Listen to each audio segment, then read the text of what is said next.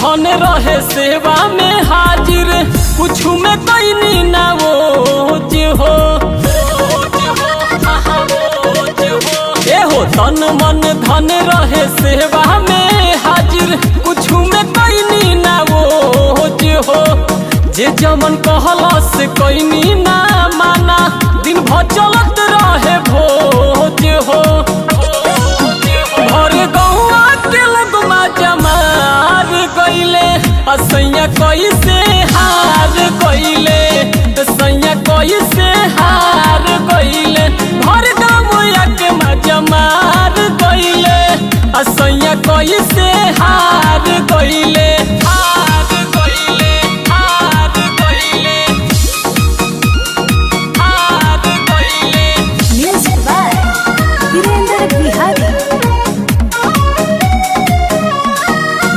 मुखिया बने खातिर बेचले कोई काठा हो, खैले रहते तो भइल रहते पाठा हो।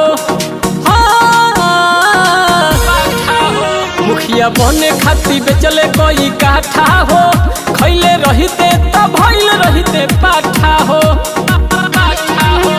गबड़ाई गईले सैया जी, हबड़ाई गईले राजा जी।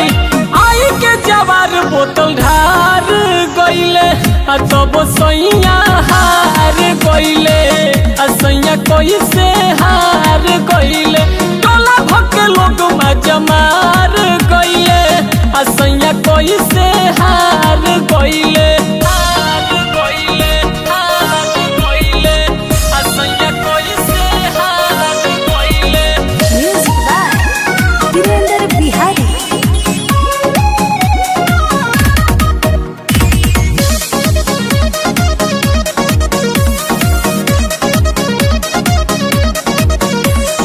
देह नहीं बुझनी हम खोटे में, सारा सेवा कइल गइल हमर खोटे में।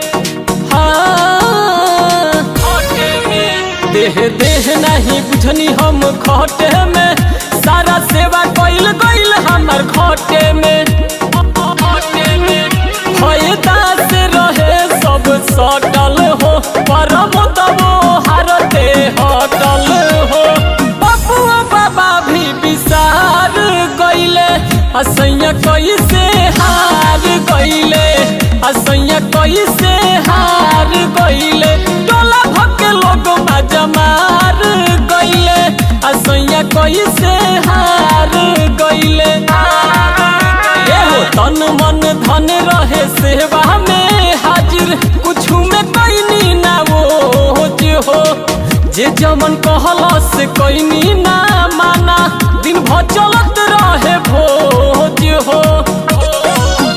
भर गौआ के लगमा जमार गईले, सैया कैसे हार गईले।